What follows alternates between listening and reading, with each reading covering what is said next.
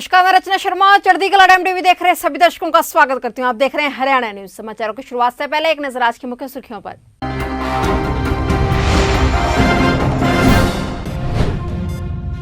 हरियाणा में बाबा रामदेव की कोरोनिल किट बांटेगी सरकार। स्वास्थ्य मंत्री विज बोले 1 लाख मरीजों को मुफ्त देंगे कोरोनिल किट। हरियाणा में कोरोना के 4000 से भी कम आए नए केस। कोरोना के नए केसों के साथ मौतों में भी गिरावट जारी।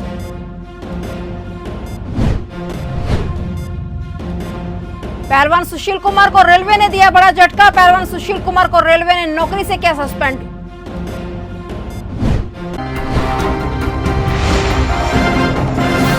और अब समाचार विस्तार से। हरियाणा में कोरोना के नए केसों के साथ मौतों में गिरावट जारी है। प्रदेश में कोरोना के 3757 नए केस सामने आए हैं, जबकि 95 लोगों की मौत हो गई। इसी के साथ 8359 लोगों ने कोरोना को हराया भी है। इसी के साथ प्रदेश में एक्टिव केस की संख्या 38,119 हो गई है, जो कि राहत की बात है। स्वास्थ्य विभाग द्वारा जारी हेल्थ बुलेटिन के मुताबिक प्रदेश में अब तक कुल 7,41,785 लोग संक्रमित हो चुके हैं, जिससे 6,96,059 लोग ठीक भी हो चुके हैं। वहीं अब तक 7,607 लोग कोरोना के कारण मर चुके हैं। सबसे ज्यादा मौतें गुरुग्राम में 763, फरीदाबाद में 696, हिसार में 770 हुई हैं। कोरोना की दूसरी लहर का इन दिनों में व्यापक स्तर पर असर देखने को मिल रहा है। रिकवर हो चुके मरीज भी ब्लैक फंगस की चपेट में आ रहे हैं। हरियाणा में पिछले 24 घंटे में ब्लैक फंगस के 33 नए मरीज मिले हैं। इसी के साथ ब्लैक फंगस पीड़ितों का कुल आंकड़ा 454 हो चुका है। प्रदेश में 5 मरीजों की ब्लैक फंगस से मौत भी हो चुकी है। बता दें कि जिन लोगों की मौत हुई है उनकी कोविड से जुड़ी हिस्ट्री है। 2 मरीजों की डायबिटीज थी। कोविड में उपचार के दौरान तीनों को ऑक्सीजन भी दी गई और स्टेरॉइड भी। बता दें कि मरीजों की लगातार बढ़ती संख्या और इंजेक्शनों की कमी के चलते यह बीमारी लगातार जानलेवा हो रही है। राज्य सरकार ने केंद्र से 12,000 इंजेक्शन की डिमांड कर रखी है। हाल ही में 400 इंजेक्शन की खेप भी मिली है। गुरुग्राम में 156 और फरीदाबाद में 55 फंगस के मरीज हैं। हरियाणा सरकार ने कोरोना महामारी के चलते प्रकोप के बीच बड़ा अहम फैसला लिया है। हरियाणा सरकार कोरोना मरीजों के बीच 1 लाख कोरोनिल किट बांटेगी और प्रदेश के स्वास्थ्य मंत्री अनिल विज ने एक ट्वीट के जरिए सरकार के इस फैसले की जानकारी दी है। मंत्री ने अपने ट्वीट में कहा है कि पतंजलि की कोरोनिल किट मुफ्त बांटी जाएगी, इसका आधा खर्च कंपनी और आधा राज्य सरकार वहन करेगी। हरियाणा के गृह एवं स्वास्थ्य मंत्री ने अपने ट्वीट में कहा है कि हरियाणा में कोविड मरीजों के बीच 1 लाख पतंजलि की कोरोनिल किट मुफ्त बांटी जाएंगी। युवा पहलवान सागर धनखड़ की हत्या के आरोप में गिरफ्तार रेसलर सुशील कुमार की और मुश्किलें बढ़ गई हैं। सुशील कुमार की रेलवे की नौकरी खतरे में है। उत्तर रेलवे के प्रवक्ता दीपक कुमार ने हत्या के मामले में गिरफ्तार किए गए पहलवान सुशील कुमार को नौकरी से सस्पेंड करने की पुष्टि कर दी है। उन्होंने कहा है कि चूंकि सुशील कुमार के खिलाफ अपराध की जांच चल रही है, ऐसे में उसे उत्तर रेलवे की नौकरी से निलंबित किया जाता है। 2 बार के ओलंपिक पदक विजेता सुशील को दिल्ली पुलिस के स्पेशल सेल ने वर्ल्ड रेसलिंग डे के मौके पर यानी 23 मई को गिरफ्तार किया था।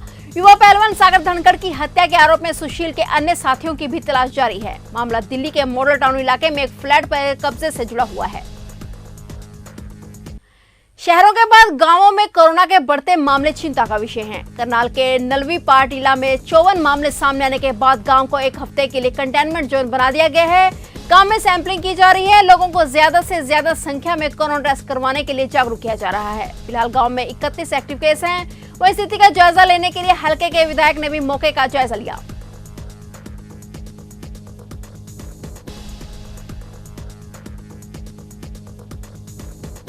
इस गांव में हालांकि आबादी बहुत ज़्यादा नहीं है, पॉपुलेशन इसमें 1000 से भी काफ़ी कम है, मगर इसमें 350 जो टेस्टिंग हुई है अब तक, उसमें से लगभग 54 केस अभी तक पॉजिटिव आए हैं। और इतने छोटे गांव में इतने ज़्यादा केस आना, ये कहीं ना कहीं एक चिंता का विषय सभी के लिए है, न केवल गांव वालों के लिए बल्कि प्रशासन के लिए, सभी डॉक्टर्स के लिए, सबके लिए। और उसमें आज की जो हमारी प्राथमिकता है यहाँ के अलावा बाकी जगहों पर भी, वो ये है कि शहरों में व्यवस्थाएं बहुत अच्छी कोरोना की हैं।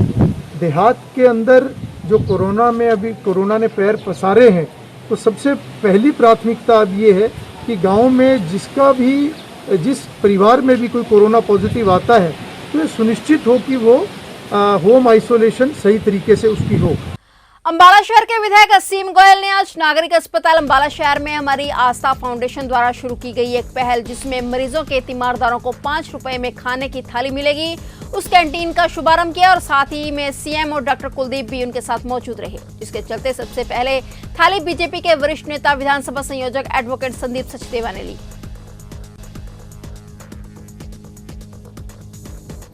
सभी जो समाज सेवा का जुनून रखने वाले साथी हैं उन्होंने मिलकर इस फाउंडेशन को स्टार्ट किया है और एक अनूठी और मैं कहूँगा एक बहुत जो नीड ऑफ द हार्ट की बहुत ज़रूरी थी ऐसे 5 रुपए के अंदर थाली, और इन्होंने जो दिया भी है हमारी कोशिश सबको मिले निवाली, लेकिन कोई पेट खाली 2 बजे तक जो है रोज़ 3 घंटे के लिए ये कोई भी आके यहाँ अपनी भूख को शांत कर सकता है। कलायत नगर पालिका कार्यकारी चेयरपर्सन पूजा धीमान की अध्यक्षता में कलायत कपिल मुनि रोड पर सैनिटाइजर वितरित किए गए। उन्होंने आमजन से अपील की है कि कोरोना वैश्विक महामारी के चलते सरकार द्वारा जो नई गाइडेंस दी गई हैं उनके अनुसार ही अपनी दुकानें खोलें और बंद करें। पार्षद राजीव राजपूत ने बताया कि कलायत नगर पालिका की ओर से चेयरपर्सन की अध्यक्षता में सैनिटाइजर वितरित किए जा रहे हैं और उन्होंने बताया कि डोर टू डोर के जो टेंडर हैं वे जल्द ही लगाए जाएंगे। ये आज कपिल मुनि रोड से जो मार्केट है, जो दुकानें हैं वहाँ पर आज वहाँ से सैनिटाइजर वितरित करने की शुरुआत की गई है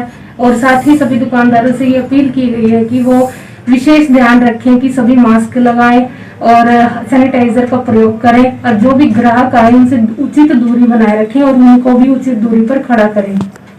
हरियाणा गौ सेवा आयोग के चेयरमैन श्रवण कुमार गर्ग के साथ साथ आयोग के सभी सदस्यों को किसी अज्ञात व्यक्ति द्वारा जान से मारने की धमकी दी गई है। उस व्यक्ति ने व्हाट्सएप कॉल करके जहां जान से मारने की धमकी दी है वहीं काफी अपशब्द भी कहे हैं। धमकी देने वालों ने व्हाट्सएप डीपी की फोटो को डाउनलोड करके धमकी भरे लहजे में मैसेज भेजते हुए लिखा है कि अब अंडरग्राउंड होने का समय आ गया है। इस बारे में जब चेयरमैन श्रवण कुमार गर्ग से पूछा गया तो उन्होंने कहा कि हरियाणा में कोरोना महामारी जैसी आपदा के दौरान गौ तस्करों पर किसी नकेल का भी शायद यह परिणाम हो सकता है। उन्होंने कहा कि गौ तस्करों के विरुद्ध हुई सख्ती को देखते हुए पाकिस्तान के नंबर से चेयरमैन के साथ साथ आयोग के सभी सदस्यों को व्हाट्सएप कॉल करके अपशब्दों का प्रयोग करते हुए जान से मारने की धमकी दी गई है। हालांकि इस मामले को देखते हुए हरियाणा गौ सेवा आयोग के चेयरमैन श्रवण कुमार गर्ग ने जिला जींद के सफेदो थाना में मामला दर्ज कराया है। वहीं यह मामला मुख्यमंत्री मनोहर लाल और उच्च अधिकारियों के संज्ञान में है।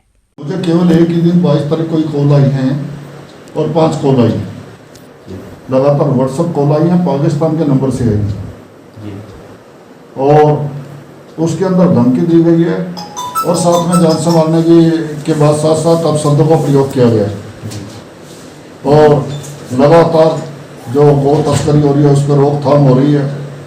उसके अंदर हरियाणा पुलिस द्वारा भी लगातार FIR दर्ज की जा रही है, गौ तस्कर पकड़े जा रहे हैं, तो उसके कारण से हमें लगता है कि उन्हीं के बौखलाहट का परिणाम है।